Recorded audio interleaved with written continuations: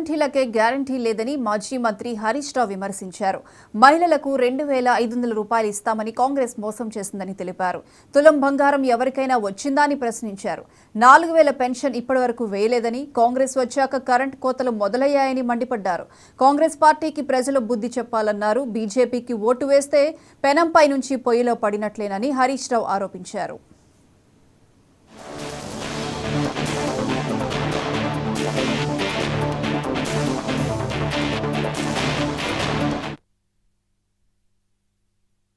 లేవు బోర్లు లేవు లేవు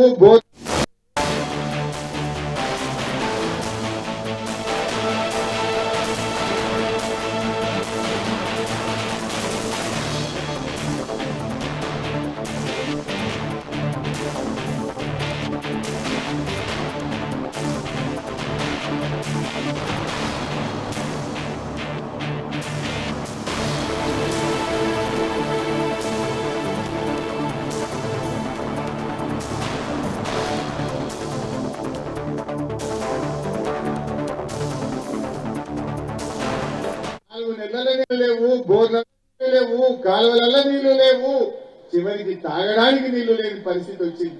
4 నెలలనే ఆగం పట్టిందా లేదా చెల్లె? దయచేసి రైతులు ఆలోచించండి. ఏం చెప్పిండ్రు రైతుల కోసం ఆ రోజు?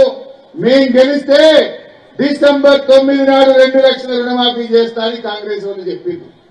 డిసెంబర్ వాయ్, జనవరి వాయ్, ఫిబ్రవరి వాయ్, మార్చి వాయ్, ఏప్రిల్ వాయ్, 4 నెలలైనా రుణమాఫీ అటకెక్కింది. రేవంత్ రెడ్డి ఏమో గద్దెనెక్కింది. అవునా కాదా?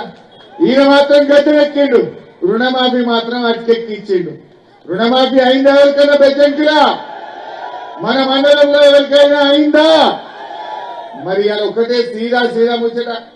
2 లక్షల రుణమాఫీ అయినోళ్ళు కాంగ్రెస్ పార్టీ కోటైంది, కానోళ్ళందరూ కారు గుర్తు కోటేయాలని చెప్పి నేను కోరుతా ఉన్నా. ఈ అటకెక్కిచ్చిన రేవంత్ రెడ్డికి బుద్ధి చెప్పద్దా?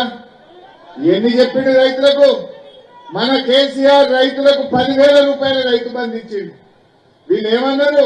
ఇవో ఇప్పుడైతే 10,000, మేము వస్తే 15,000 ఇస్తా అన్నాడు. వచ్చిన ఎవరికన్నా 15,000 పడ్డాయా?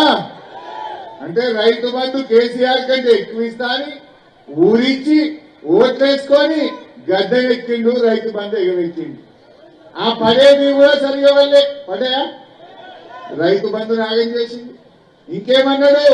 వడ్లకు మక్కలకు 500 బోనస్ ఇస్తా అన్నాడు. ఇలా మద్దతు ధర ఎంత? 2,203 రూపాయలు వడ్లకు మద్దతు ధర. 2,203 రూపాయల మీద 500 కలిపితే 2,700 క్వింటాల్ వడ్లు కొనాలి. కానీ ఏం జరుగుతుంది ఊళ్ళల్లో?